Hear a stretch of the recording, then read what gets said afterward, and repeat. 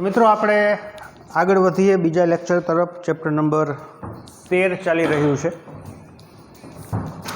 હવે છેલ્લે જ્યાં આપણે પહોંચ્યા હતા અહીંયાથી આગળ વધતા તમને ટેક્સ્ટ બુકની અંદર હું તમને કહું તો પેજ નંબર 220 ઉપર એક ગ્રાફ આપેલો છે, જેમાં વાર્ષિક વૃષ્ટિપાત એટલે કે સામાન્ય રીતે વરસાદ લઈએ અથવા હિમવર્ષા લઈએ વર્સિસ તાપમાનનો ચેન્જીસ જે અલગ અલગ જે વિસ્તારમાં જોવા મળે છે એનો આપણને એક ગ્રાફ આપેલો છે, જે મેં ઉપર છેલ્લો જસ્ટ અહીંયા દોરેલો છે, તમે વ્યવસ્થિત રીતે ટેક્સ્ટ બુકની અંદર જોઈ શકો।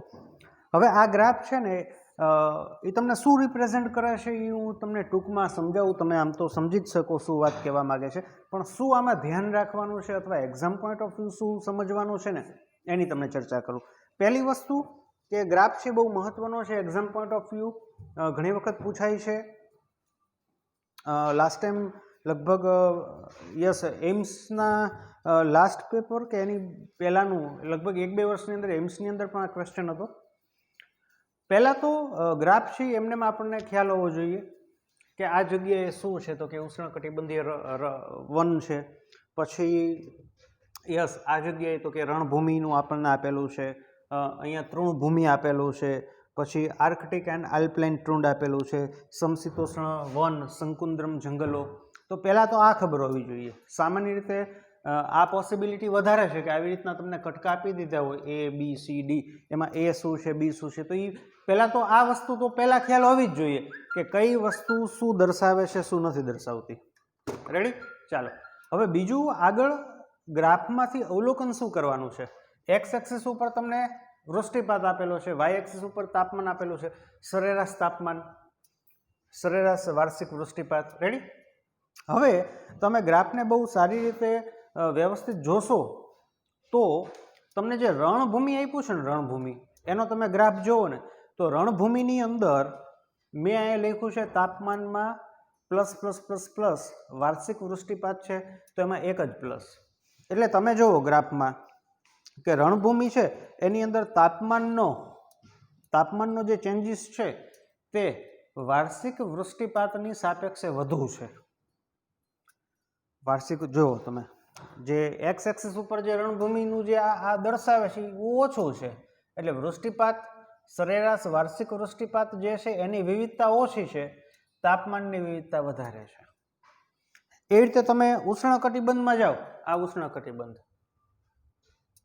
એમાં તમને વાર્ષિક વૃષ્ટિપાત જે છે એમાં વિવિધતા જોવા મળે છે, જ્યારે તાપમાનનો જે ચેન્જીસ છે વાય એક્સિસ એ બહુ ઓછો છે। જુઓ તમે તાપમાનનો ચેન્જીસ બહુ ઓછો છે। એવી જ રીતે તૃણભૂમિ તમે જોઈ શકો કે શેમાં ચેન્જીસ વધુ છે, સમશીતોષ્ણ કટિબંધના વન જોઈ શકો, પછી તમને સંકુદ્રમ વન અથવા જેને કોનિફર ફોરેસ્ટ કહેવાય, સંકુદ્રમ વન કોને કહેવાય એમ તો તમે આવું બધું ભણ્યા હોય જૂના સમયમાં પર્યાવરણમાં। તો પહેલી તો વસ્તુ એ કે સંકુદ્રમ વન કે જ્યાં સામાન્ય રીતે આપણને અનાવૃત બીજધારી વનસ્પતિઓ જોવા મળે, અને એ એવું જંગલ તમે જુઓ ને એટલે તમને ઓલું ક્રિસમસ ટ્રી જેવું જ આમ ઊભા વાહણા જેવા મોટા મોટા વૃક્ષો હોય એવું જ આખું આમ પથરાયેલું હોય ને એવું જ લાગે। કોનિફર્સ આપણે આવે છે અમે કોનિફર્સ તમને યાદ હોય તો અનાવૃત બીજધારી વનસ્પતિઓ કોનિફર્સ કે જેના પર્ણો છે તે વિપરીત પર્યાવરણીય પરિસ્થિતિનો સામનો કરવા માટે અગ્ર બાજુએ અણીદાર હોય, એટલે ભારે પવનનો સામનો કરી શકે, પછી ક્યુટિકલનું લેયર જાડું હોય, નિમગ્ન વાયુરંધ્ર હોય, તો એ પ્રકારના જેને કહેવાય કે વૃક્ષો છે એનાથી બનતું જંગલ। પછી છે આર્કટિક ટ્રુન્ડ્સ એન્ડ આલ્પાઇન ટ્રુન્ડ।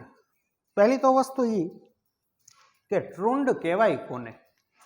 ટ્રુન્ડ એટલે શું થાય? ટ્રુન્ડ એટલે વનસ્પતિ વિનાનો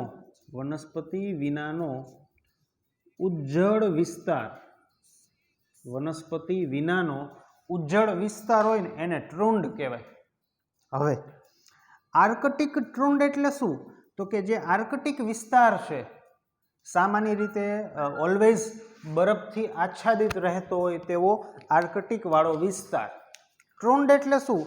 તો કે ઉજ્જડ વનસ્પતિ વિનાનો ઉજ્જડ પ્રદેશ એને ટ્રુન્ડ કહેવાય।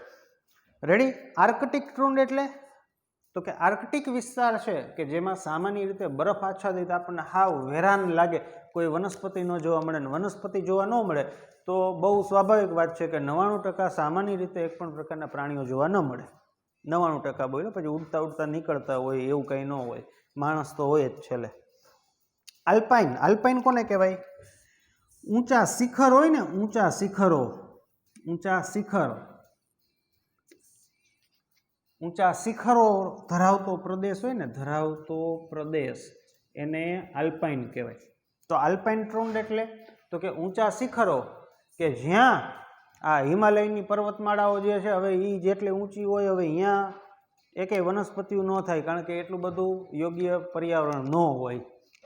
તો આલ્પાઇન ટ્રુન્ડ ઇઝ ઇક્વલ ટુ ઊંચા શિખરોના શિરે રહેલો બંજર વનસ્પતિ વિનાનો પ્રદેશ એને આલ્પાઇન ટ્રુન્ડ કહેવાય. અને આર્કટિક વિસ્તાર છે કે જ્યાં રહેલો વનસ્પતિ વિનાનો બંજર પ્રદેશ, સામાન્ય રીતે બરફ આચ્છાદિત પ્રદેશ, એને ટ્રુન્ડ કહેવાય. તો આર્કટિક ટ્રુન્ડ અને આલ્પાઇન ટ્રુન્ડ એટલે મોટે ભાગે બરફ આચ્છાદિત વનસ્પતિ વિનાનો પ્રદેશ. આલ્પાઇન ટ્રુન્ડ એટલે ઊંચા શિખરો, અહીંયા એના શિરે, એની ટોચે વનસ્પતિ વિનાનો બરફ આચ્છાદિત પ્રદેશ. તો હિમાલય છે એમાં એનો જે શિખરો છે બધાય, તો એ આલ્પાઇન ટ્રુન્ડ કહેવાય. પછી એના સિવાયની કોઈ ઊંચી પર્વતમાળાઓ હોય, બંજર વિસ્તાર હોય. પછી ગિરનાર ન કહેવાય, કારણ કે ગિરનારમાં છે વનસ્પતિઓ, બરાબર. એટલે બહુ ઊંચા પ્રદેશની વાત થાય આર્કટિક. તો આનો મિનિંગ શું થાય એ પણ ખ્યાલ હોવો જોઈએ. પ્લસ એની અંદર જે ચેન્જીસ છે, એટલે પહેલી વસ્તુ કે તમને એમને એમ ખબર હોવી જોઈએ કે આ ઉષ્ણકટિબંધ છે ને આ રણ છે ને આ આલ્પાઇન ટ્રુન્ડ્સ છે ને આ કોનિફર, આ સમશીતોષ્ણ છે, આ કોનિફર્સ છે, તૃણભૂમિ છે, એમ. બીજું, કોની અંદર વધારે ચેન્જીસ છે તાપમાનનો, વાર્ષિક વૃષ્ટિપાતનો? આ. એન્ડ નંબર 3 કે જે તમારે પ્રેક્ટિસ સાથે કરવું પડે, કે જેમ કે આર્કટિક અને આલ્પાઇન ટ્રુન્ડ્સ છે તો એની અંદર જો સરેરાશ વાર્ષિક વૃષ્ટિપાતની ચર્ચા કરીએ તો એ નિયરલી જેને કહેવાય ને કે 100ની ઉપર પતે છે, એટલે કે લગભગ 125 કે 120ની આસપાસ એનું મૂલ્ય એક્ઝેક્ટલી તમે સ્કેલ લઈને જુઓ તો એની આસપાસ પતે છે. અને સ્ટાર્ટ છે એ લગભગ જેને કહેવાય કે 10થી ચાલુ થાય છે. આ ત્રીજા લેવલનું છે, જેને તમારે તમારી રીતે યોગ્ય રીતે તમે એને ગ્રાફ આમ ક્યાંક એની વેલ્યુ લખી નાખો કે તમે શું કરી શકો એ તમારા ઉપર ડિપેન્ડ છે. આવી રીતે તૈયારી કરવી. જેમ કે ઉષ્ણકટિબંધીય વન છે તો એમાં તાપમાનની રેન્જ છે એ 20થી 25ની વચ્ચે છે. વાર્ષિક વૃષ્ટિપાત છે તો એ નિયરલી જેને કહેવાય કે 150 પછીથી સ્ટાર્ટ થાય છે અને 400 પછીથી સ્ટોપ થાય છે, આટલી રેન્જ છે. તો ત્રીજું જે છે આનું પરિબળ, ત્રીજું જે તૈયારી કરવાની વાત છે એ આવી આંકડાકીય માહિતીઓ યાદ રાખવી. પહેલું કે આ શું રજૂ કરે, આ શું રજૂ કરે એ પહેલાં ખબર હોવો જોઈએ. બીજું, કોની અંદર વધુ ચેન્જીસ છે, અને ત્રીજું આંકડાકીય માહિતી. હવે તમે ખાલી આ તૈયાર કરો કે આ કોનું, આ કોનું, આ કોનું, આ કોનું, આ કોનું, અને પછી આંકડાકીય માહિતીઓ મગજમાં રાખો તો પણ આ ખ્યાલ આવી જ જાય, તો પણ આ ખ્યાલ આવી જ જાય. અથવા તો આનો આછો પાતળો ખ્યાલ હોય તો પણ તમને આંકડાકીય માહિતી યાદ રાખવામાં મદદરૂપ થાય. આંકડાકીય માહિતી એમ યાદ રહીએ નહીં.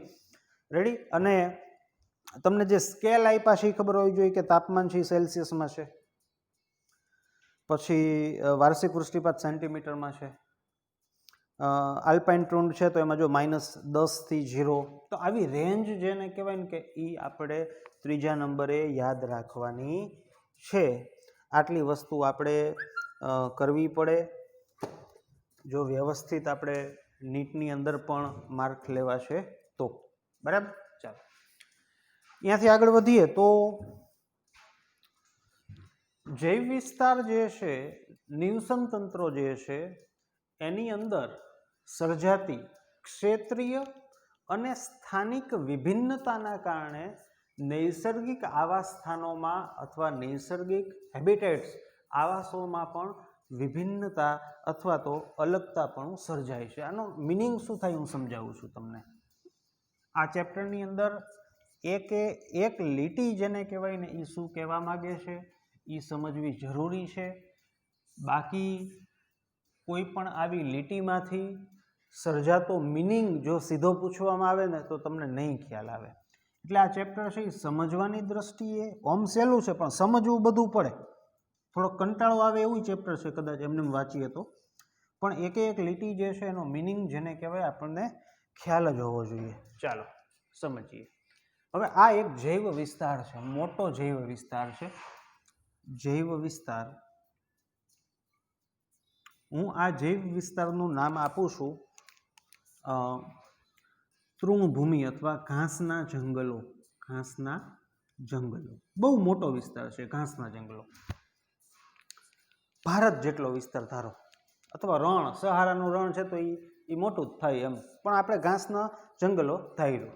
હવે એની અંદર ક્ષેત્રીય વિવિધતાઓ, તો સપોઝ કે આટલો વિસ્તાર જે છે ઘાસના જંગલનો કે કોઈ પણ જૈવ વિસ્તારનો, એની અંદર હું ક્ષેત્રીય વિવિધતા રજૂ કરું છું. તો કે આની અંદર છે ને આટલા વિસ્તારમાં પાણી વધુ છે, પછી આટલો વિસ્તાર જે છે ને તેમાં ઈ સહેજ જમીન ઊંચી છે એટલે પહાડ જેવો છે, પહાડ અથવા ટેકરી જેવો વિસ્તાર છે, ટેકરી. પછી આટલો વિસ્તાર છે ને એમાં પાણી બહુ ઓછું છે. પછી સપોઝ કે આ વિસ્તારને ધારીએ તો અહીંયા ધારો કે તાપમાન વધુ છે. તમને સમજાવું છું એટલા માટે આવું લીધું. બાકી ઓરિજિનલી કેવા ચેન્જીસ હોય એ તો આપણે કોઈ વિસ્તારને પકડવો પડે અને હકીકતે એનું અવલોકન કરવું પડે તો જ ખબર પડે. આ સમજવા માટે રેડી. તો આ શું થયું, આ જે તે જૈવ વિસ્તારમાં જે ક્ષેત્રીય વિભિન્નતાઓ છે એ મેં તમને કીધું કે આ જે ક્ષેત્ર છે ને એમાં પાણી જાજુ છે, આ ક્ષેત્રમાં તાપમાન ઓછું છે, તાપમાન વધુ છે, આમાં પાણી ઓછું છે, આમાં છે. રેડી. ચાલો. અને સ્થાનિક વિભિન્નતા. હવે સ્થાનિક એટલે આ ક્ષેત્ર છે એની અંદર પર્ટિક્યુલરલી હું તમને ચર્ચા કરું. જોજો, આ વિસ્તારમાં પાણી વધારે છે, આમાં પહાડ ટેકરીઓ છે. હવે જુઓ, હવે આ વિસ્તારમાં પાણી વધારે છે, એમાં પણ ધારો કે આ એક નાનો વિસ્તાર છે,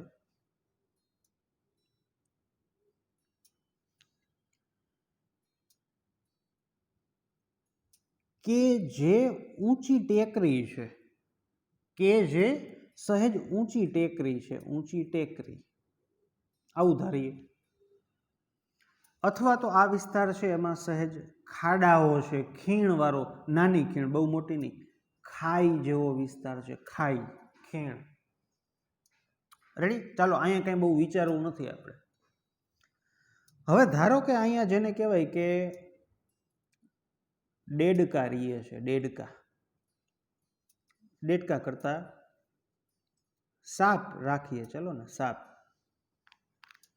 તો તમે સમજી શકો મિત્રો કે એક તો આ વિસ્તારમાં ધારો કે વરસાદ વધુ પડે છે ને પાણી વધારે છે, તો ખાઈવાળો વિસ્તાર હોય ને, ખાઈવાળો વિસ્તાર, અને આ ઊંચી ટેકરી, એમાં પાણી છે એ ખાઈમાં ભરાય, ઊંચી ટેકરીઓમાં પાણી ભરાય નહીં.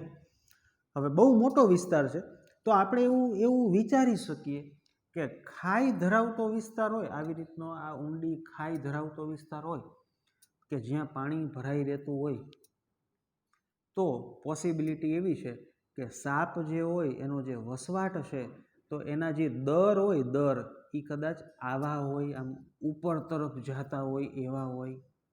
જો હું તમને સમજાવું છું આ બધું એક એક્ઝામ્પલ લઈને. જ્યારે ઊંચી ટેકરી છે કે જ્યાં પાણી ભરાતું જ નથી, તો એવું પણ પોસિબલ બને કે સાપ છે એ ટેકરીઓમાં એમનેમ પણ આરોટતા જોવા મળે, અથવા તો ત્યાં રહેતા જે સાપ છે એના દરનું ડાયરેક્શન નીચે પણ હોઈ શકે કે ઉપર પણ હોઈ શકે, કે ટેકરીઓની સપાટી ઉપર જોવા મળતા જે પથ્થરો છે એની નીચે પણ બખોલમાં સાપ રહી શકે. જ્યારે ખાઈની નીચે જે પથ્થરો છે તો એ પથ્થરની નીચે સાપ ન રહીએ, અહીંયા રહી શકે. તો આ શું છે, અહીંયા નથી રહેતા, અહીંયા રહી શકે પથ્થરોમાં. આ શું છે, આ છે આવાસમાં જોવા મળતી વિભિન્નતાઓ, કે આ જગ્યાએ સાપ. હવે ધારો કે તાપમાન ઊંચું કહું અને આ વિસ્તારમાં તાપમાન વધુ છે અને આ વિસ્તાર છે એમાં એ પહાડો ટેકરીઓ વાળો વિસ્તાર નથી, સપાટ વિસ્તાર છે, તો આ વિસ્તારની અંદર તાપમાન વધુ હોય ભલે સપાટ વિસ્તાર છે તો પણ પથ્થરની નીચે કે એમ ન જોવા મળે, એને દરમાં જ રહેવું પડે. શું કામ? તાપમાન વધુ છે, સાપ છે એ વધુ તાપમાન ન સહન કરી શકે, આપણને ખ્યાલ છે. ઠંડા રુધિરવાળા કહેવાય, ઉષ્ણ રુધિરવાળા નથી. તો આ વિભિન્નતા છે કે આ એક જ વિસ્તાર કે જ્યાં આ જગ્યાએ તો સાપ વધુ મળી આવવાની પોસિબિલિટી ક્યાં દેખાય? અહીંયા આપણે સીધા નજરે દેખાય એની વાત કરું છું. અહીંયા સીધા નજરે દેખાય. તો આ આવાસની ભિન્નતા, તો એક જ જૈવ વિસ્તારની અંદર ક્ષેત્રીય અને સ્થાનિક રીતે અલગતાપણું તે નિવસન તંત્રમાં કે તે વિસ્તારમાં આવાસમાં વિભિન્નતા સર્જે છે. રેડી? તો એ શું છે એનો મિનિંગ એ મેં તમને સમજાવ્યું. ચાલો આગળ વધીએ આપણે.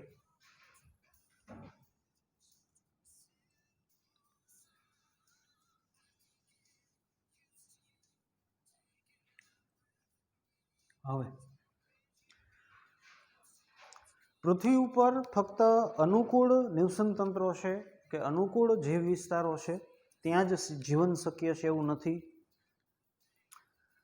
ઘણા કઠોર અથવા તો જ્યાં પર્યાવરણીય પરિસ્થિતિ સખત છે, કઠોર છે, એવી જગ્યાએ પણ જીવન જોવા મળે છે. તો એના તમને એક્ઝામ્પલ આપ્યા છે કે રણ, રાજસ્થાનનું રણ કે જ્યાં ખરેખર દિવસ દરમિયાન ખૂબ જ ઊંચું તાપમાન હોય છે,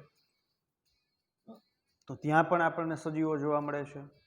સતત જેને કહેવાય કે વર્ષાથી ભીંજાયેલા હોય એવા મેઘાલયના જંગલો, તો ત્યાં પણ આપણને જેને કહેવાય જોવા મળે. તમને એમ થાય એમાં શું, એ તો આપણે માણસ છીએ એટલે આપણે એવું વિચારીએ છીએ કે ભલે વરસાદ આવે, પણ તમે કીડી માટે આ વસ્તુ વિચારો કે અન્ય કોઈ સજીવ માટે વિચારો તો એ માફક ન પણ આવે. એટલે હું એમ નથી કહેતો કે અહીંયા કીડી જ રહેતી હોય, પણ આ બધા એવા વિસ્તાર છે કે જે કોઈ સખત કે કઠોર જેને કહેવાય કે ત્યાં પરિબળો સામેલ છે. ઊંચું તાપમાન હોય, વધુ પાણી હોય, ઓછું પાણી હોય, ઠંડી હોય, છતાં પણ અહીંયા જીવન જોવા મળે જ છે. પછી ગહન મહાસાગર ખાઈ, આ શું છે સમજીએ. ગહન મહાસાગર ખાઈ કોને કહેવાય? જો આ સમુદ્રનું ઉપરનું લે, આ બધું પાણી જ છે. આ પાણી,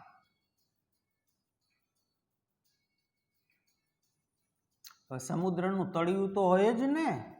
આ તળિયું. તો ગહન મહાસાગર ખાઈ એટલે શું? કે આ તળિયું એટલે આ રેતી ધૂળ જમીન થઈ, જમીન ન બોલે પણ તળિયું. મહાસાગરની અંદર પણ આપણને આવા ઊંડી ખાઈ જોવા મળે કે જે લંબાઈમાં વધુ લાંબી હોય કમ્પેરેટિવલી એની પહોળાઈ, આવું જોવા મળે. આ સમુદ્રની ઉપરની સપાટી,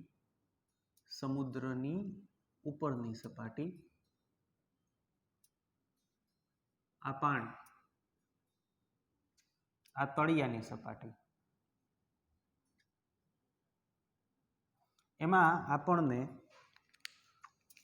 લંબાઈમાં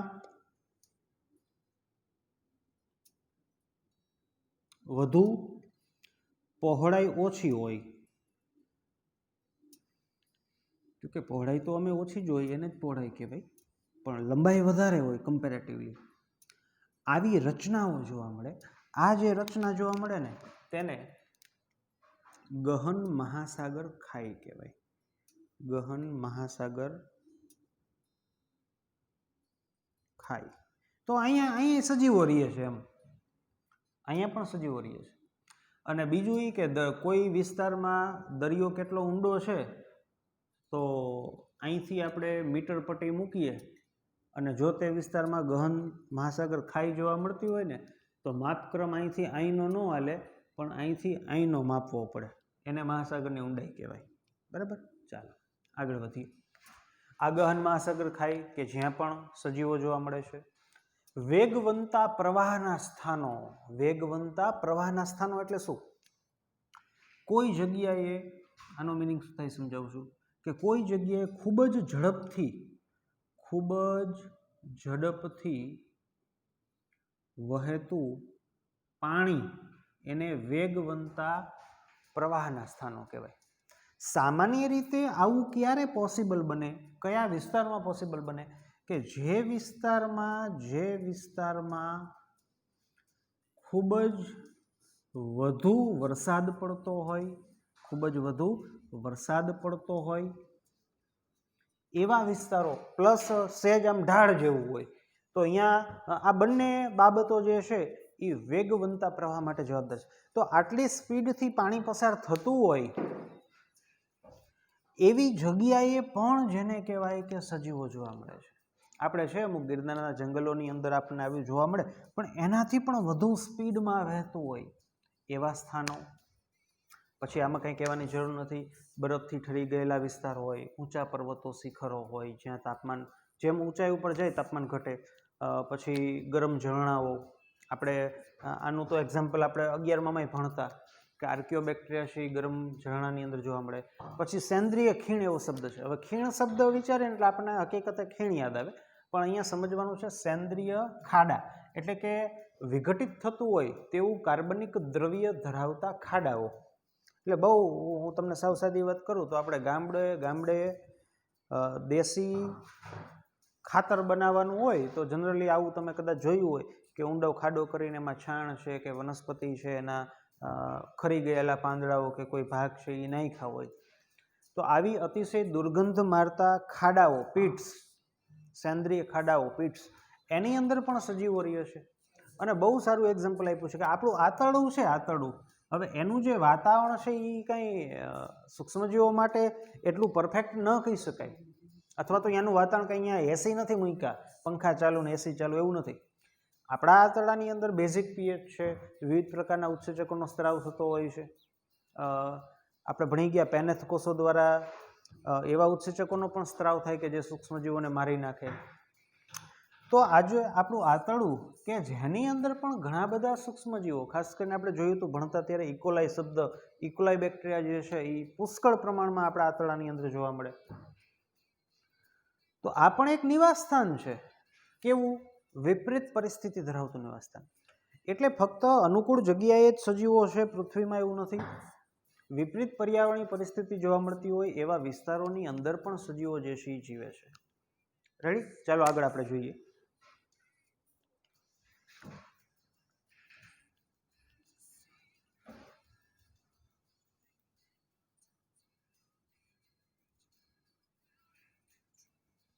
હવે કોઈ પણ નિવસન તંત્ર જે છે એની ભૌતિક અને રાસાયણિક પરિસ્થિતિ કોના ઉપર ડિપેન્ડ કરે? ભૌતિક અને રાસાયણિક પરિસ્થિતિઓ એટલે શું? ભૌતિક બાબતો તો કે એનું તાપમાન. રાસાયણિક વસ્તુ કહું અથવા તો આ વસ્તુ સેજ આપણને દ્વિધામાં મૂકે એવું છે કે કોઈ પણ વિસ્તાર છે એની ભૌતિક અને રાસાયણિક પરિસ્થિતિઓ કોના દ્વારા નક્કી થાય? તો કે ત્યાં તાપમાન કેવું છે, પાણી, પ્રકાશ અને જમીન, આ ચાર મુખ્ય બાબતો નિવસન તંત્રની ભૌતિક અને રાસાયણિક પરિસ્થિતિ અથવા જે સ્થિતિ છે એના ઉપર આધાર રાખે. તમે કહેશો રાસાયણિકમાં ખબર ન પડી, તો કે પાણીની પીએચ, પાણીની અંદર ક્ષારનું પ્રમાણ, ભૂમિની પીએચ, ભૂમિની અંદર જોવા મળતા ક્ષારનું પ્રમાણ, તો આને રાસાયણિક પરિસ્થિતિ કહેવાય. તો નિવસન તંત્રની ભૌતિક અને રાસાયણિક પરિસ્થિતિઓ મુખ્યત્વે તાપમાન છે, પાણી છે, ભૂમિ છે, પ્રકાશ છે, એના ઉપર આધાર રાખે. તો આપણે દરેકે દરેક આ જે અજૈવિક પરિબળો છે એનો અભ્યાસ કરવાનો છે કે તાપમાન કેવી રીતે કયા નિવસન તંત્ર ઉપર અથવા વનસ્પતિ ઉપર ને પ્રાણીઓ ઉપર શું અસર કરે છે. ભૂમિનું પ્રમાણ, એની અંદર રહેલા માટીના કણો, એની ગોઠવણી, પાણી કેટલું ઝડપથી જમીનમાં ઉતરે છે, નથી ઉતરતું, વગેરે વગેરે બાબતો. એવી જ રીતે પ્રકાશ, કે પ્રકાશનો જે આખો વર્ણપટ છે, જે દાદામાંથી આખો વર્ણપટ આવે છે એમાંથી દ્રશ્ય પ્રકાશના તરંગનો વર્ણપટ કેવી રીતે સજીવો માટે ઉપયોગી છે, આઈઆર તરંગનો રોલ શું છે, યુવીનો રોલ શું છે, યુવી અથવા એક્સરે જેવા હાનિકારક જે કિરણો છે તે સજીવો પર શું અસર કરે છે, આવી બધી બાબતો. પછી પાણી, જો આપણે ભણવાનું છે એટલે એની હું વધારે ચર્ચા નહીં કરું અત્યારે. પછી શું કહે છે કે સજીવની લાક્ષણિકતા અથવા તો એનું જે વર્તન છે, કોઈ નિવાસ સ્થાનમાં કે કોઈ નિવસન તંત્રમાં સજીવ છે એનું વર્તન એ ફક્ત અજૈવિક ઘટકો, તાપમાન, પાણી, પ્રકાશ, ભૂમિ, આ અજૈવિક ઘટકો ઉપર જ અથવા એના આધારે જ નક્કી નથી થતું. હું સમજાવું કે સપોઝ કોઈ નિવસન તંત્રમાં તાપમાન માફક છે અને ત્યાં સિંહ જોવા મળે તો એની વર્તન શું હોય કે તાપમાન માફક છે તો સિંહ છે એ ઓલવેઝ આટા માર્યા રાખે, મજા આવે તાપમાન રેડી હોય. તો અથવા હું તમને સાપની વાત કરું તો તાપમાન છે એ માફક જેવું છે, બહુ ઠંડુય નથી બહુ ગરમય નથી, તો સાપ છે એ વધુ જોવા મળે. તો આ એની વર્તણૂક કહેવાય કે સાપ છે એ ઓલવેઝ ટહેલે છે, લટાર મારવા નીકળે છે. તો કોઈ પણ સજીવની લાક્ષણિકતા અથવા તો એનું જે વર્તન છે એ ખાલી આના ઉપર જ ડિપેન્ડ નથી કરતું. રોગકારકો, જે તે નિવાસસ્થાનમાં હાજર એવા સૂક્ષ્મજીવો કે જે રોગ પ્રેરતા હોય એવા રોગકારકો, પરોપજીવીઓ, ભક્ષકો અને સ્પર્ધકો કે જેની સાથે સજીવની આંતરક્રિયા થાય એના દ્વારા પણ આધારિત છે. હવે આ હું તમને એક એક્ઝામ્પલ સાથે સમજાવું, જો તો તમને ખ્યાલ આવે. હું એક્ઝામ્પલ લઉં સાપનું. સાપ આપણને ખ્યાલ છે કે બહુ તાપમાનની રેન્જ છે એ સહન નથી કરી શકતા, ઠંડા રુધિરવાળા કહેવાય. હવે સાપ છે ને એ એવા નિવસન તંત્રમાં રહે છે કે જ્યાં તાપમાન છે ને એને માફક છે, તાપમાન છે એને માફક છે. પણ આ નિવાસસ્થાનમાં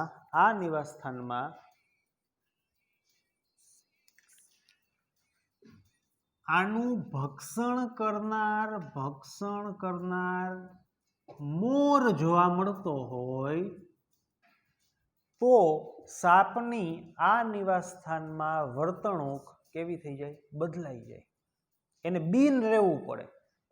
બીજું એક્ઝામ્પલ, ધારો કે તાપમાન માફક છે એક નિવાસસ્થાનમાં, પરંતુ સાપની અંદર કોઈ સૂત્રકૃમિઓ કે પૃથુકૃમિ ધારો કે પરોપજીવી તરીકે રહીએ છે. આ ધાયરુઓ, મેં સાપમાં પીએચડી નથી કર્યું, મને ખ્યાલ નથી કે એમાં કયા પ્રકારના, આપણે ધારીએ છીએ એવું ધારો કે રહીએ છે. અને આ પરોપજીવી ધારો કે પાણી હોય ને, પાણી એમાંથી આમાં પ્રવેશતા હોય ધારો કે, તો આવા કિસ્સામાં તે નિવાસસ્થાને સાપ પાણીની આસપાસ કે ભીની જમીન કે પાણીથી તરબોળ જમીન હોય એમાં એ ન ટહેલવા નીકળે, એ સૂકું થાય ત્યાં જ નીકળે. અથવા મનુષ્યની ચર્ચા કરી, હાલો એમાં જાજુ સમજાય. હવે બે વિસ્તાર છે. આ વિસ્તાર છે ને એ સાપ સુધરો નથી, આ વિસ્તાર સાપ સુધરો છે. તો બહુ સિમ્પલ છે. આ વિસ્તાર સાપ સુધરો નથી, એમાં સફાઈ બરાબર નથી થતી, બહુ મોટો ધારો કોઈ દેશ છે અને નૈસર્ગિક આમ જેને કહેવાય કે નૈસર્ગિક સ્થિતિ છે ને બહુ સારી છે, પર્વતો છે, નદી છે, નાળા છે, જોવાલાયક જેને કહેવાય ને કે એ બહુ સારું છે. જ્યારે આ વિસ્તાર છે ને આખું રણ છે, આ વિસ્તાર રણ છે પણ બહુ સાફ. રણ તો સાફ જ હોય ને, એમાં ક્યાં કહેવાની જરૂર છે? તો તમે વિચારો કે મનુષ્ય રોગકારકની બીકના લીધે ક્યાં ટહેલવા નીકળે, એની વર્તણૂક છે એ ક્યાં બદલાય? અહીંયા બદલાય. અહીંયા માપે ધીમે ધીમે બીતા વિથ પ્રિકોશન સાથે એને ફરવું પડે, અહીંયા છૂટથી ફરે. તો ફક્ત આ જ વસ્તુ નથી, આજે આનો પણ સામનો કરવાનો છે, આ ભક્ષકો હું તમને કહું, સિંહમાં આપણે સિંહ હોય ગીરના જંગલોમાં, તો સિંહ આપણા માટે ભક્ષક કહેવાય તો અહીંયા બીતા નીકળવું પડે. સિમ્પલ વાત છે. એમેઝોનના જંગલ છે ત્યાં સિંહ નથી તો સિંહની બીક ન રાખવાની હોય, પછી એનાકોન્ડાની રાખવી પડે. એટલે સજીવની લાક્ષણિકતા જ નિવસન તંત્રની અંદર ફક્ત અજૈવિક પરિબળો નહીં પરંતુ આવા જૈવિક પરિબળો જે છે એના આધારે નક્કી થાય. રેડી? ચાલો. એટલે કોઈ પણ સજીવ એ જે તે નિવાસસ્થાનમાં રહે છે ત્યાં પહેલાં તો એ પ્રાકૃતિક પસંદગી પામ્યો હોય કે આજે જે તે નિવાસસ્થાનમાં કંઈક એને માફક ઘટના ન હોય, એને માફક વાતાવરણ ન હોય, એને માફક પરિસ્થિતિ ન હોય તો એ મરી જ ગયો હોય, એ અહીંયા ટઈકો ન હોય. એટલે દરેક સજીવ પ્રાકૃતિક પસંદગી દ્વારા જે તે વિસ્તારમાં સ્થાયી થાય. આપણે ભણી ગયા પ્રાકૃતિક પસંદગીનું એક એક્ઝામ્પલ ઇન્ડસ્ટ્રીયલ મેલાનિઝમ. તો એના દ્વારા એ સ્થાયી થાય અથવા અહીંયા રહીએ. પ્લસ લાંબે ગાળે આ સજીવ ત્યાં ટકી રહેવા એટલે કે પોતાની ઉત્તરજીવિતતા ટકાવવા, ઉત્તરજીવિતતા સ્થાપવા, ટકી રહેવા અને પ્રજનનને યોગ્ય એ અનુકૂલન સાધે. કોઈ પણ સજીવ હોય ને, કોઈ પણ સજીવ એ જે તે નિવાસસ્થાનમાં જોવા મળે છે એનો મિનિંગ એમ કે પ્રાકૃતિક પસંદગી દ્વારા એ ટઈકો છે.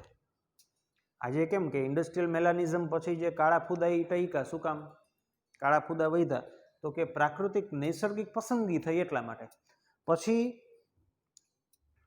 લાંબે ગાળે અહીંયા જીવવા માટે એનામાં અનુકૂલન આવે. હું તમને એક એક્ઝામ્પલ સમજાવું ને, તો ધારો કે કોઈ માછલી છે, કોઈ માછલી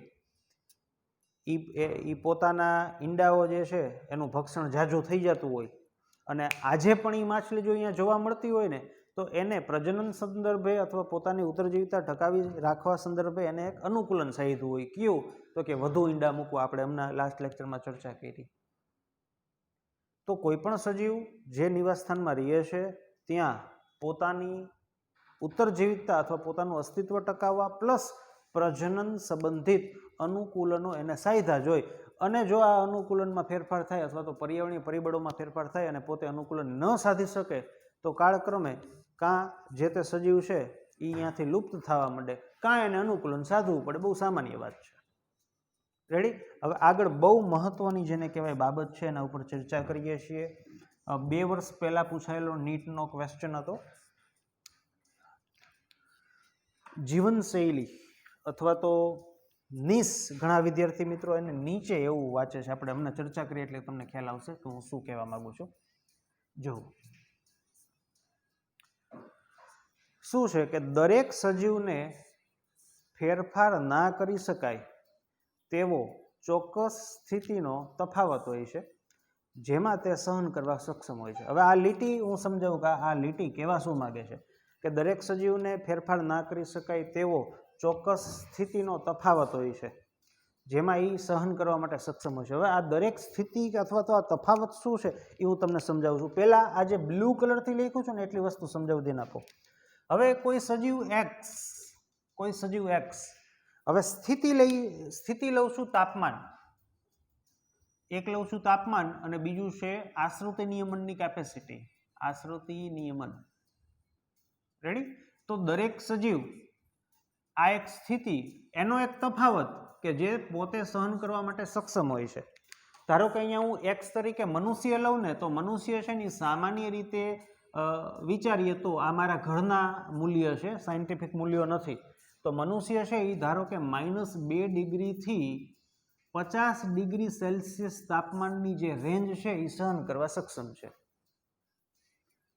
આશ્રુતિ, તો કે આશ્રુતિમાં ધારો કે હું કહું કે 300 મિલી ઓસ્મોલ ઇન્ટરનલ આશ્રુતિની ચર્ચા છે. મનુષ્ય માટે બહારની આશ્રુતિ ન લાગુ પડે, કારણ કે જે પાણીમાં રહેતા હોય ને એની જ વાત થાય, પણ હું અંદરની લઈ લઉં તો તમને ખ્યાલ આવે કે રુધિરની સાંદ્રતા 300 મિલી ઓસ્મોલ પર લીટરથી લઈને ધારો કે 350 મિલી ઓસ્મોલ પર લીટર જેટલી થાય, તો ત્યાં સુધી પોતે સહન કરવા માટે સક્ષમ છે. હવે અહીંયા સાપ લીધો હોય, એક્સ તરીકે સાપ લઉં તો સાપ છે આટલી લાંબી રેન્જ સહન ન કરી શકે, એ તમને મને બેયને ખ્યાલ છે. તો એના માટે આ રેન્જ આવશે સપોઝ કે 20 થી 25 ડિગ્રી સેલ્સિયસ. અંદર જે પણ રેન્જ આવતી હોય તે સાપના રુધિરની સાંદ્રતા આપણને ખ્યાલ નથી. એવી રીતે ધારો કે અહીંયા હું માછલી લઉં, માછલી, તો એમાં આ રેન્જ પણ લાગુ પડે કે ધારો કે માછલી છે 20 થી 40 ડિગ્રી સેલ્સિયસ તાપમાન સહન કરવા માટે સક્ષમ છે. એમાં આશ્રિત નિયમન આવે કે જે સમુદ્રમાં રહેતી માછલી હોય એ મીઠા પાણીમાં ન રહી શકે, મીઠા પાણીમાં રહેતી હોય સમુદ્રમાં નહીં રહી શકે, આપણે ભણશું આખું ડિટેલમાં. તો એમાં આશ્રિત નિયમન આવે કે એ કોઈ પર્ટિક્યુલર ચોક્કસ સાંદ્રતાથી ચોક્કસ સાંદ્રતાની જે રેન્જ છે એની વચ્ચે જ રહી શકે. ચાલો, તો આ જે જીવન પદ્ધતિ જે છે ને એનો પહેલો આટલું મેં તમને સમજાવ્યું કે દરેક સજીવ ચોક્કસ પરિસ્થિતિઓ, આ પરિસ્થિતિ એની એક રેન્જ હોય, આ રેન્જ સહન કરવા માટે સમર્થ હોય, આ રેન્જ સહન કરવા માટે સમર્થ હોય. ચાલો, આ રેન્જ સહન કરવા માટે કઈ રીતે સમર્થ હોય? તો એમાં 2 વસ્તુ આવે. પહેલું તો કે આંતરિક ગુણધર્મ, આંતરિક ગુણધર્મ. હવે આપણને ખ્યાલ છે કે આપણા શરીરની અંદર તાપમાનનું જે ચેન્જીસ થાય તો એની સામે આપણે શું કરીએ છીએ? તો કે બહુ ઠંડી હોય તો આપણા બોડીની અંદર ચયાપચયની એક્ટિવિટી છે એ વધી જાય, થાઇરોક્સિન T3 T4 અંતસ્ત્રાવની એક્ટિવિટી વધે. પછી બહુ ગરમ હોય તો પરસેવો મંડે વરવા. તો આ આપણો આંતરિક ગુણધર્મ છે. એવું જરાય જરૂરી નથી કે આ જે પરિસ્થિતિઓ છે એને સહન કરવા માટે આંતરિક ગુણધર્મ જ જરૂરી છે અથવા એ જ હોવો જોઈએ. બાહ્ય બાબતોનો પણ ઉપયોગ કરી શકાય, બાહ્ય બાબતો થકી પણ આપણે આ જે રેન્જ છે એને સહન કરી શકીએ. આપણામાં આવું જોવા નથી મળતું, પણ હું તમને એક્ઝામ્પલ આપું કે ધારો કે એવું હોત મિત્રો કે ઠંડીને આપણે સહન ન કરી શકતા હોત અથવા ઇન્ટરનલી આપણા બોડીમાં કોઈ ચેન્જીસ ન થતા હોત તો આપણે શું કરીએ? તો આપણે ફરજિયાત ગોદડા જ ઓઢવા પડે. આપણે ઓઢીએ જ છીએ, પણ શરીરમાં આંતરિક ફેરફારો પણ થાય છે અને બાહ્ય બાબતોનો પણ આપણે ઉપયોગ કરીએ છીએ. કે બહુ ઠંડી હોય તો આપણે ગોદડા જ ઓઢવા પડે, સ્વેટર જ ઓઢવા પડે. ઓઢીએ જ છીએ, પણ અત્યારે એક સ્વેટર પહેરીએ છીએ, પણ આ જો આંતરિક ગુણધર્મ ન હોત તો 5 પહેરવા પડે. તમે સમજ્યા ને? 5 પહેરવા પડે. તો આજે કોઈ પણ સજીવ આ જે બાબતો છે એની જે રેન્જ છે એ જે સહન કરે છે એની પાછળ પહેલી વસ્તુ પોતાના દેહની અંદર કાંઈ એક્ટિવિટી થતી હોય અથવા અથવા આ બાહ્ય બાબતોનો પણ તે સહારો લઈ શકે છે. તો જોજો શું કહે છે આગળ, તો કે તે માટે ઉપયોગમાં લેવામાં આવતા સ્ત્રોતોની વિવિધતા. હવે આ સમજાવવું હોય ને એટલે મારે તમને એક્ઝામ્પલ મનુષ્યનું ન આપવું પડે, તમને હું આપું સપોઝ કે સાપનું જ આપું. કે સાપ જે છે એમાં એનું જે નિવાસસ્થાન છે એમાં સપોઝ કે તાપમાન વધે છે તો એ પોતે ઇન્ટરનલી તો કંઈ નથી કરી શકતું, તો એ પોતે શું કરશે? બહુ સિમ્પલ, હું તમને એક્ઝામ્પલ આપું તો સાપ છે ને એ જમીન પર પડેલા જે પર્ણ છે ને એની નીચે સંતાઈ જાય. જમીન પર પડેલા પર્ણની નીચે સંતાય. તો આ શું થયું? એને આ રેન્જ સહન કરવા માટે, સામનો કરવા માટે પર્ણ સ્ત્રોત, પર્ણ એક એના માટે સ્ત્રોત છે. શેનો? તાપમાન સહન કરવા માટે. બીજું એક્ઝામ્પલ આપું કે એક નિવાસસ્થાનમાં કીડી છે અને પૂર આવ્યું, તો એ પોતાનું જીવન બચાવવા માટે શું કરશે? તો કે ધારો કે જમીન ઉપર પડેલા જે પર્ણ છે ને કે જે પાણી ઉપર તરે, સપાટી ઉપર તરે, તો એના ઉપર આશરો લે. તો અહીંયા આને શું કર્યું? આ જે સ્ત્રોત છે, કુદરતી સ્ત્રોત, પોતાનું જીવન બચાવવા માટે આ જે સ્ત્રોત છે એ આ સ્ત્રોત કહેવાય, કુદરતી સ્ત્રોતો. તો આ સાપ છે એ સપોઝ કે પર્ણની નીચે સંતાય છે. પછી ધારો કે કોઈ એવો સાપ હોય કે જે પાણીમાં પણ જીવિત રહી શકતો હોય અને તાપમાનમાં ચેન્જીસ આવે તો કદાચ એ સાપ છે પાણીમાં વયો જાય અને પોતાનું જે બોડી ટેમ્પરેચર હાઈ થતું અટકાવે. તો તમે જો ધારો કે એમેઝોનમાં જોવા મળતો સાપ છે એ નૈસર્ગિક સ્ત્રોત કે સંસાધન તરીકે પાણીનો ઉપયોગ કરે છે. ભારતમાં જોવા મળતો સાપ છે એ પોતાનું ટેમ્પરેચર ડાઉન કરવા માટે પર્ણનો સહારો લે છે કે દરમાં જાય છે. તો આ શું થઈ? સ્ત્રોતની વિવિધતા. આ શું થઈ? વિવિધતા. આ વિવિધતા જે છે, આ વિવિધતા એ કોના ઉપર ડિપેન્ડ કરે? આના ઉપર કે તમે કોઈ પરિસ્થિતિ છે એની રેન્જ કેટલી સહન કરી શકો છો. તમે બહુ લાંબી રેન્જ સહન કરી શકો અને જે તે નિવાસસ્થાનમાં એટલો બધો મેજર ડિફરન્સ ન આવે તો આ વિવિધતા ઓછી થાય, તો આ વિવિધતા ન જોવા મળે. ચાલો હવે છેલ્લી લીટી. અને પરિસ્થિતિકીય તંત્રમાં એક પોતાની અલગ ભૂમિકા, એક કાર્યકારી, કે પોતે એક શિકારી તરીકે છે, પોતે એક શિકારીથી બચતો ફરે છે, કે પોતાનું વર્ક આ છે. આજે તમે કહેશો, હું તમને જાણીને આશ્ચર્ય થાય કે વાઘ અને સિંહ હોય ને એ હકીકતમાં નિવસન તંત્ર જાળવી રાખતા પ્રણેતા કહેવાય. તમને એમ થાય એ તો અઘરું, એ તો હરણને ખાઈ જાય. પણ આ જે અત્યારની 21મી સદી છે ને અત્યારનું જે વાતાવરણ છે ને એ મુજબ એ હકીકતમાં એનો રોલ આ પણ છે કે નિવસન તંત્રને જાળવવું. આજે આપણને ખબર પડે કે ગીરના જંગલોની અંદર સિંહ જ નથી, તો બેફામ જેને કહેવાય આપણે ફરીએ, બેફામ રીતે જેને કહેવાય કે જંગલો છે એનું નિકંદન નીકળે. તો હાલો એ વાત તો આપણે કરવાની જ છે, આપણે ચર્ચા કરીએ, પણ આની અત્યારે ચર્ચા કરીએ. તો પહેલી બાબત શું છે એ સમજાવી, તો કે ચોક્કસ પરિસ્થિતિઓ, તાપમાન હોય, આશ્રુતિ નિયમ, કારણ કે આપણે ડિટેલમાં ભણવાનું છે આ ચેપ્ટરમાં અમને. તો એની રેન્જ હોય, સહન કરવાની રેન્જ હોય કે આ આટલાથી આટલી રેન્જ સહન કરી શકે, આ આટલાથી આટલી રેન્જ સહન કરી શકે.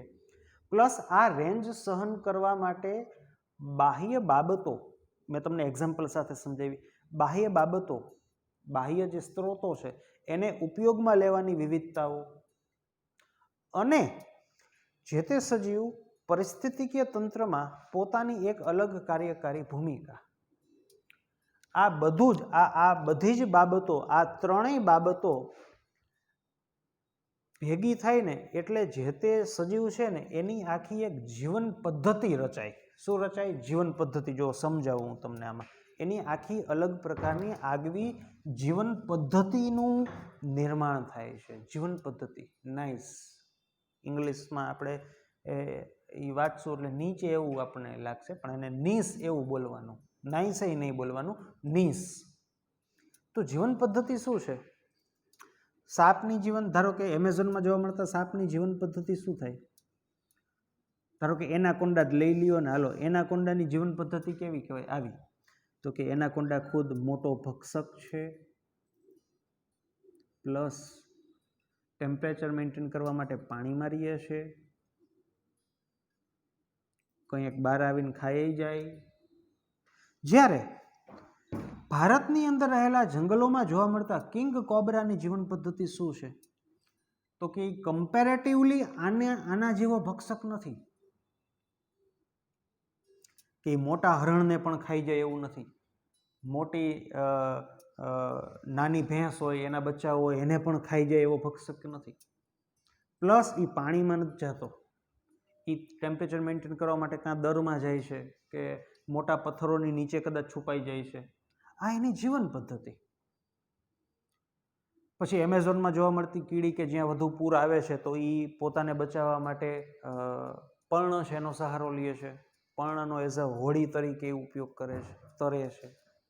ભારતમાં કોઈ રણની અંદર કે એના આસપાસના વિસ્તારો કે જ્યાં પૂર નથી આવતું, અહીંયા જોવા મળતી કીડીઓ છે તો એ આમ કરે છે. તો આને જીવન પદ્ધતિ કહેવાય. ત્રણ બાબતોનો સમાવેશ થાય કે એક તો રેન્જ, બાબતોની રેન્જ, સ્થિતિની રેન્જ, સહન કરવાની કેપેસિટી, એને સહન કેમ કરવું એના માટે ઉપયોગમાં લેવામાં આવતા સ્ત્રોતો. તમને એમ થાય આની કેમ ચર્ચા ન કરી, પણ આપણે ભણશું કે મેજોરિટીલી મોટાભાગના પ્રાણીઓ અને વનસ્પતિઓ જે છે ને એની અંદર આ રેન્જ સહન કરવા માટે આંતરિક ગુણધર્મ નથી. આ તો ઉચ્ચ કક્ષાના પ્રાણીઓ, સસ્તનો જે છે ને એની અંદર જ કુદરતની દેન છે કે એની અંદર બોડીમાં ચેન્જીસ થાય અથવા આંતરિક ગુણધર્મો એવા છે કે આંતરિક રીતે જેને કહેવાય કે આને ફેરફાર કરી શકે. બાકી મોટે ભાગે સજીવો જે છે એ પોતાના દેહની સમસ્થિતિની જાળવણી નથી કરી શકતું. આપણે ભણીશું. એટલા માટે અહીંયા મેજોરિટીલી ભાર છે એ બાહ્ય સ્ત્રોત ઉપર મૂક્યો છે. અને નંબર 3, ન્યુસન તંત્રમાં અથવા પરિસ્થિતિકીય તંત્રમાં પોતાની એક ભૂમિકા. વનસ્પતિ હોય તો એક ઉત્પાદક તરીકેની ભૂમિકા, પ્રેડેટર અથવા સિંહ છે તો એની ભક્ષણ કરવાની ભૂમિકાઓ, ભક્ષ્ય બનવાની ભૂમિકાઓ હરણની. આ બધું જ, આ ત્રણ વસ્તુને આપણે સાથે લઈએ ને તો એ જે તે સજીવની એક જીવન પદ્ધતિ રચે છે. તો આ બહુ મહત્વનું છે જીવન પદ્ધતિ, અને સમજવું પડે, નકર નો ખ્યાલ આવે. રેડી? તો મેં તમને કીધું હતું, ફરીથી કહું છું કે ચેપ્ટર આમ જોવા જાય તો સહેલું છે, પણ એક એક લીટી જે છે એને આપણે સમજવી પડે, એને વિચારવું પડે. પછી કોઈ પણ વસ્તુમાંથી આપણને ગમે એવી રીતે ક્વેશ્ચન આવે તો આપણને ખ્યાલ આવે. સપોઝ કે આ વસ્તુ છે આપણા મગજમાં નથી, હવે આને આપણે એમને સમજીને જવા દઈ ને ક્વેશ્ચન આવે કે કોઈ સજીવની લાક્ષણિકતા છે કોના ઉપર ડિપેન્ડ કરે? તાપમાન, જમીન, પાણી કે અહીંયા? તો એ વાંચ્યું હોય, વિચાર્યું હોય 2 વખત વિથ એક્ઝામ્પલ તો ખ્યાલ આવે કે ના આ પણ આવે. બાકી ગમે એ થાપ ખાઈ જાય, તમે થાપ ખાઈ જાઓ ને હું થાપ ખાઈ જાઉં, કારણ કે આ વસ્તુ કંઈ એટલી બધી લોજિકલ નથી. હ્યુમન ફિઝિયોલોજી કે પ્લાન્ટ ફિઝિયોલોજી નથી ભણતા ખબર પડે કે તાપમાન વધે, પ્રકાશ સંશ્લેષણ વધે ઘટે. આમાં એ ભણ્યા હોય ને સામે આવ્યું હોય ને તો જ ખબર પડે. રેડી? એટલે આવી રીતે ખૂબ જ મહત્વનું છે. એક એક લીટી, એક એક શબ્દ જે છે એ આપણને ખબર હોવી જોઈએ. ટ્રુન્ડનો મિનિંગ શું થાય, આલ્પાઇનનો મિનિંગ શું થાય, વૃષ્ટિપાત કોને કહીશું, શા માટે ઋતુકીય ફેરફારો આવે છે. તો મળીએ મિત્રો ફરીથી નેક્સ્ટ લેક્ચરની અંદર.